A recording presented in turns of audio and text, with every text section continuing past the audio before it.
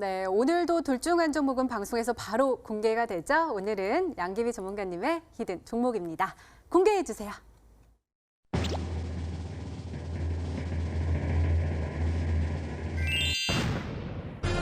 0세부터 7세까지 제로 투 세븐이 정답이었습니다. 저 사실은 몰랐어요. 그냥 이름만 하는데 아기가 없어가지고 제로 투 세븐의 뜻을 몰랐는데 0세부터 7세까지. 우리 행복한 수익률 주실 수 있겠죠? 가능할 것 같습니다. 일단은 뭐 단기로 보는 거니까요, 시청자분들. 일단 뭐 중국 소비주하면 여러 가지가 있어요. 근데 그 중에서도 뭐 돈을 많이 쓸 수 있는 뭐 카지노, 뭐 호텔, 면세품 이쪽보다는 좀 가볍게 공략할 수 있는 종목들에서는 유아용품이 가장 가볍게 공략할 수 있고요. 그리고 아무래도 중국의 매장을 보유를 하고 있기 때문에 중국 기업에서 중국 관련주로 많이 들어가 있는 성격이라고 보시면 될 것 같아요. 뭐 다른 어떻게 보면 뭐 보령 메디앙스나 아가방 컴퍼니보다 중국의 성격을 조금 더 닮아 있는 종목이라고 보시면 될 것 같고요. 그리고 제가 이 종목에서 계절 수혜주라고 말씀을 드렸었던 건 유아용품에서 마스크를 판매를 해요. 그러다 보니까 거기에 대한 계절 수혜주로 들어간다라고 보시면 될 것 같고요. 일단은 주가들을 잠시 체크를 해야겠죠. 네. 일단 화면을 잠깐 보도록 하겠습니다. 제가 아까 전에 그 코스맥스 N자 파동에 적용되는 구간이라고 말씀드렸어요. 근데 코스맥스 차트를 아까 전에 비교를 해보도록 하겠습니다. 작년이죠. 벌써 작년이네요. 시간이 너무 빨리 가서. 네, 일단은 작년 2018년도 연초부터 시작해서 N자 파동 시작했었던 지점들을 보시면 돼요. 근데 이 구간 자체로서는 이때 같은 경우는 화장품주들이나 거의 대부분 종목들이 상승을 하고 지수 상승이 나왔었기 때문에 일단은 상승 흐름들이 좀 견조하다라고 보시면 될 것 같고요. 이번에 제로 투 세븐 같은 경우는 지금 다음 주를 준비하는 구간이라고 N자 파동이라고 보시면 될 것 같아요. 그래서 지금 움직임에서도 바닥부터 시작해서 N자, 바닥부터 시작해서 다시 한번 다음 주 월요일부터 추가 눌림이 나왔을 때 11,000원 이하, 시초가 이하 11,000원 이하부터 공략을 하시면 될 것 같아요. 월봉상에서도 보시면요. 이제 N자 파동이 나오고 나서 이제 상승이에요. 근데 최근에 종목 수급 붙으면은 그대로 수급 붙는 대로 가요. 그래서 시청자분들께서도 투자를 하실 때 주목하셔야 되는 거. 매수가, 시초가 이하, 목표가 14,000원 전고가죠. 14,000원 전고가 잡습니다. 그리고 손절가는요, 10,000원 잡습니다. 시청자분들 최근에 이제 제가 TV 방송에서 뭐 S모도 AS를 TV 방송에서도 해드렸고요. 손절가 말씀드렸고요. 근데 이런 항상 시장에서 호재도 있고 악재도 있고 굉장히 좀 불분명한 시장에서 우리는 투자를 하는 거예요. 그래서 이런 방송에서 종목 그리고 이제 종목 전략을 드릴 때 항상 손절가, 목표가, 익절가는 꼭 유념하시면서 대응하셨으면 좋겠습니다. 네, 알겠습니다. 양기비 전문가님 오늘의 히든 종목은 바로 제로 투 세븐이었습니다. 매수가는 다음날 시초가 이하로 목표가는 14,000원 그리고 손절가는 10,000원으로 세워주셨으니까요. 가격 전략 잘 참고하셔서 꼭 행복한 수익률로 보답받으시기 바랍니다.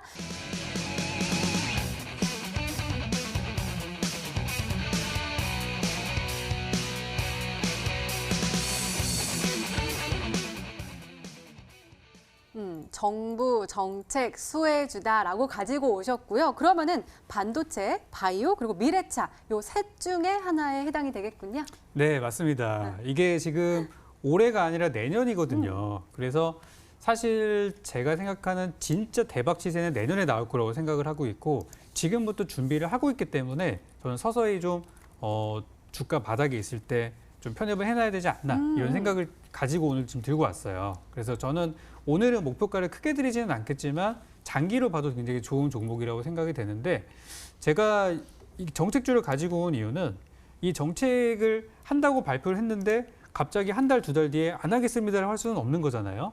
그래서 보통 정책주는 예정돼 있는 그 일정들을 소화를 하기 때문에 그 전에 이 관련주가 하락한다면은 기분 좋게 살 수 있어요. 그래서 보통 이제 많은 분들이 이 종목에 대한 내용들을 깊이 모르시기 때문에 막 올라가는 거 사시겠지만 정책주는 음봉을 사셔도 되는 거예요. 그래서 편안하게 살 수 있는 종목을 준비를 했고요. 내년에 정부에서 4조 원 이상 투자하는 IT, 반도체, 바이오 헬스, 미래차 이 세 가지 중에 하나니까 다음 힌트 보시면서 좀 더 추리해 보시기 바라겠습니다. 네, 얼른 힌트 더 열어보도록 하겠습니다. 적풍 전문가님의 두 번째 힌트입니다.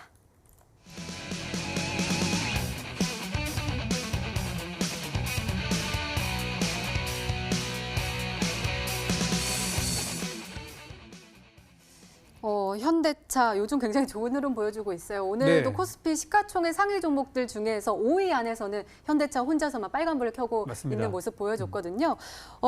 좋은 시장을 진출한다, 수소차 시장을 진출한다라고 했으니까 이제는 수소차 관련 종목에도 해당이 되겠네요. 그렇죠. 지금 보시면은 현대차가 그동안 사실 뭐 전기차 시장에서는 네. 그렇게 주목을 보이지는 못했습니다. 배터리도 마찬가지고요. 근데 수소차 쪽으로 갔을 때는 그래도 세계 손가락 안에 들 정도의 그런 경쟁력이 있다고 저는 보고 있어요. 그리고 수소차 쪽으로 들어가는 기업들보다는 지금 전기차 쪽을 좀 더 많이 하고 있기 때문에.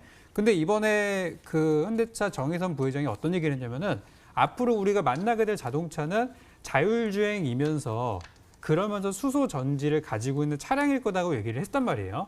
그러니까 앞으로 우리가 보는 차는 뭐 자율주행차 따로 다니고 수소차 따로 다니는 게 아니라 이 모든 것들이 융합된 자동차라고 이제 보기 때문에 그냥 미래차라고 보시면 될 것 같아요. 그래서 그 중에서 2차 전지, 그냥 일반적인 자동차 배터리보다 좀 더 경쟁력이 저 용량적인 부분에서 더 메리트가 있는 수소 전지를 이용한 자율주행차를 언급했다는 부분들 저는 굉장히 높게 평가하고 있고요. 최근에 국내에서만 개발하던 거를 넘어서 오늘 무슨 뉴스가 나왔죠? 미국에 있는 기업과 합작을 해가지고 자율주행 기업과 손을 잡았고요. 또 유럽에는 어떤 수소를 동력으로 하는 버스라든지 그런 차량들이 지금 시장에 나와 있는 상태예요. 그래서 지금 유럽과 미국 진출이 동시에 돼 있는 상태고 수소라는 경쟁력, 우리나라에 있어서 거의 독보적인 기술력을 갖고 있는 부분이 있기 때문에 여기에 관련된 종목으로 추리를 한번 해보시면 좋겠습니다. 네, 알겠습니다. 양규비 전문가님, 저는 어렸을 때요, 이렇게 전기차 이런 것들을 공상과학 영화에서도 그리기도 하고 또 이렇게 그림 그릴 때 미래 그림 그리기 사상대 이렇게 나오는 포스터. 네, 이렇게 그려가지고 미래차 막 이렇게 했었는데 맞아요. 네. 이게 현실로 다가왔습니다. 관련된 종목 뭐가 있을까요?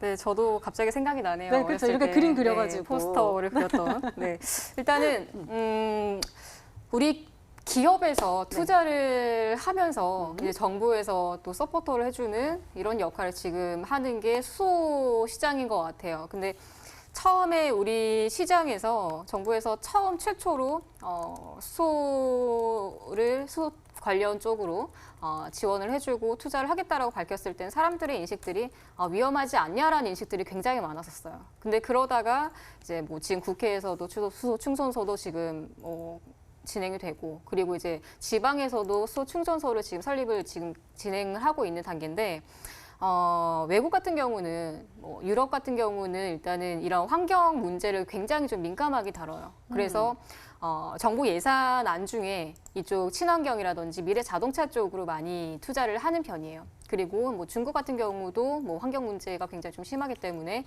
전기차 보조금 확대도 지금 계속 진행이 됐었고, 일단은 관련주들을 보면서 현대차에 협력하는 회사들이나 아니면 이전에 뭐 현대차하고 관계가 있었던 기업들을 보시는 가장 좋을 것 같아요. 그래서 일단은 제가 봤을 때는 최근에 거래가 좀 강하게 터졌었던 종목은 대우부품이라는 기업을 한번 보도록 하겠습니다. 일단은 대우부품 같은 경우는 전장 사업을 하는 회사예요. 결국에는 뭐 부품을 만들고 그리고 이제 수소 관련된 핵심 기술을 가지고 있는 회사들은 충분히 다음 기회에서도 정부 정책 수혜주로도 그리고 이제 현대그룹에서도 뭐 투자를 다시 한번 진행을 할 때도 수혜를 받을 수밖에 없는 기업이거든요. 그래서 일단은 대우부품의 움직임에서도 이전 날에 이제 이번 주 화요일이죠. 화요일날 상한가를 가고 그리고 그 다음 날부터는 주가 조정. 이때는 지수하고 좀 맞물리는 조정이라고 보시면 될 것 같아요. 그래서 일단은 최근에 시세에서 보면은 추가적인 조정 2,400원대까지 눌림이 나오더라도 가격적인 메리트는 가장 있다라고 보시면 될 것 같아요. 그리고 대우부품의 이제 좀 지분을 보유하고 있는 아진산업 한번 보도록 하겠습니다. 아진산업 같은 경우는 아직 거래가 크게 터지지 않았지만 일단은 지분을 보유하고 있다라는 점에서 관련주들 수소 테마주라든지 대우부품의 움직임이 나왔을 때 같은 반등이 나오는 역할을 한다라고 보시면 될 것 같고요. 일단 앞으로 이 수소 시장 자체가 좀 확대가 많이 될 거니까 장기적으로 보더라도 이쪽 수소 시장으로는 한번 시청자분들께서도 접근을 해보시는 것도 괜찮을 것 같습니다. 네, 알겠습니다. 그럼 마지막 힌트 한번 열어볼게요. 우리 적풍 전문가님의 세 번째 힌트입니다.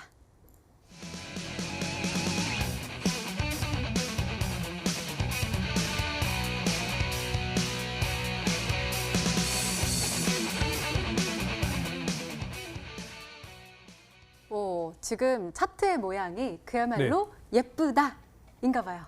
네, 아주 이쁩니다. 제가 아주 좋아하는 그런 스타일이고요. 저는 이제 막 올라가는 종목을 붙지는 않고 네. 약간 이제 조정받는 걸 좋아하기 때문에 네. 딱 괜찮은 구간이에요. 네, 세 번째 힌트로 여러분께 고민하시는 시간을 엄청 줄여드릴 수 있을 것 같습니다. 세 번째 내용이 뭐냐면은 거래량이 오늘 엄청나게 나왔어요. 지난번에도 제가 거래량 많이 나온 종목 바닥에서 거래량 붙은 거는 좋다고 설명드렸었는데 똑같은 거고요. 오늘 거래량이 어느 정도 규모의 거래량이 나왔냐면 이 회사의 최근에 8년 동안 8년간의 그러니까 2008년이면 언제 2011년 10년도부터 지금까지 거래량을 쭉 펼쳐놨을 때 이번 주에 나온 거래량이 제일 컸어요. 그래서 그 정도로 임팩트 있는 매수세가 들어왔다라는 거기 때문에 이런 종목들은 어떻게 하겠습니까? 바닥에서 출발하는 건데 같이 한번 붙어봐야겠죠. 그래서 수소차 관련된 종목 중에서 거래량이 많이 발생된 종목으로 골라보시면 좋겠습니다.